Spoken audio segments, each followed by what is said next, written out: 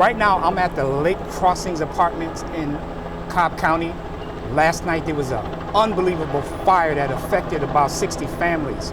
I had an opportunity to catch up with one woman named Sheena who was directly affected by this, and I also had a chance to talk to the hero. His name is Richie, and had it not been for him, a lot of these people probably would not have gotten out in time. I hear some noise, boom, boom, like 3 times. So I was thinking somebody was playing loud music. So later on, I came out and I looked inside my curtains first, and I saw the fire right there. Started knocking people's door from the back. So one guy was asleep, the other guys, a lot of people was asleep. So when I was knocking their door, so they all came out. I just got off work at 9 o'clock. I work from home, and I was just relaxing, resting, getting ready for the next day.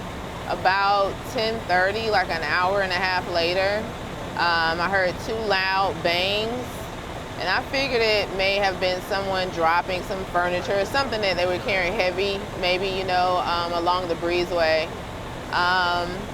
So kind of, I sat up a little bit. My mother and my daughter were asleep, so I sat up a little bit to see if I would hear it again, and I did hear it like maybe 2 or 3 minutes later. And then I still figured it was maybe the same thing. Then about 2 to 3 more minutes later, a neighbor in the building here that I'm standing in front of came banging on the door like harder than a police knock, And so I actually thought it may have been some dramas, just someone crazy. So I actually grabbed my gun because I'm just like, this building is normally quiet, and now we have someone out here, you know what I mean? It's 10:30 at night, but then I heard, people yelling fire, fire. And so I woke my daughter up, I yelled everyone's name. I had to just grab, all I could think of was, I guess, grabbing my robe. I wasn't even thinking. Grabbing my robe and my purse. And without him doing what he did, the outcome may have been a little bit different.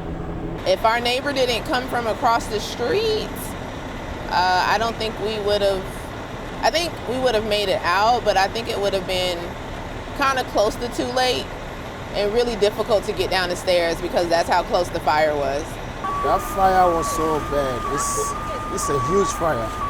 So, and we were here waiting for the ambulance to come, and it was huge, very huge. People were walking up and down the side, looking for people.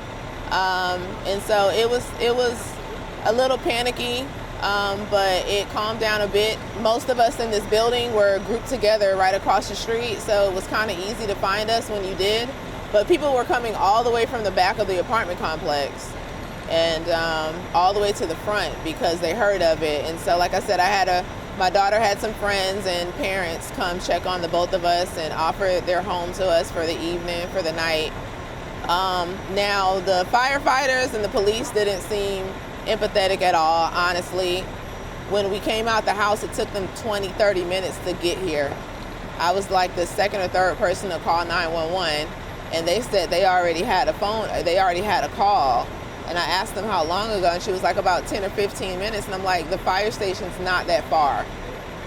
So I don't feel like they care. It's gonna be like 45 minutes. Yeah, it's about an hour. Because we're here for some time before they came here. It's mainly African Americans out here. I've seen maybe 5 white families at the most, but it's mainly African American. Everyone in the office that works here, African American. I feel like there's a couple of things in this apartment complex that has happened. I've been out here 4 years. Just 4 days ago, there was a homicide. I don't know how the police reacted to that, but I don't know if it's a history, like how there's a resume, right? And I don't know if that resume is something that law enforcement or even the firefighters and ambulance look at and they're like, oh, Lake Crossing. You know what I mean? We can take our time, it's no big deal. It's always some drama going on out there. It's always something. So that's honestly the vibe that I get from the 4 years that I've been here. So we received an official report that the fire department was notified about this fire at 11:15 p.m. And at 11:17, fire apparatuses were dispatched and they arrived at the scene at 11:22. So we're not sure what the discrepancy is in time as it relates to what the residents say and what the fire department says. But what we can say is that we're very thankful that there were no loss of lives and no injuries. I'm naturally a positive person. You know, it could have been worse.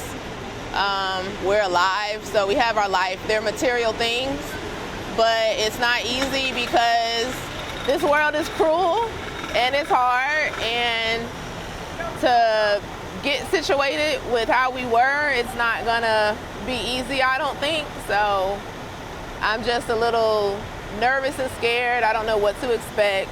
I was also told that there were no working smoke detectors, fire alarms, or sprinkler systems as well. So all of these things have to be checked into. But as I said earlier, ultimately, there was no loss of life.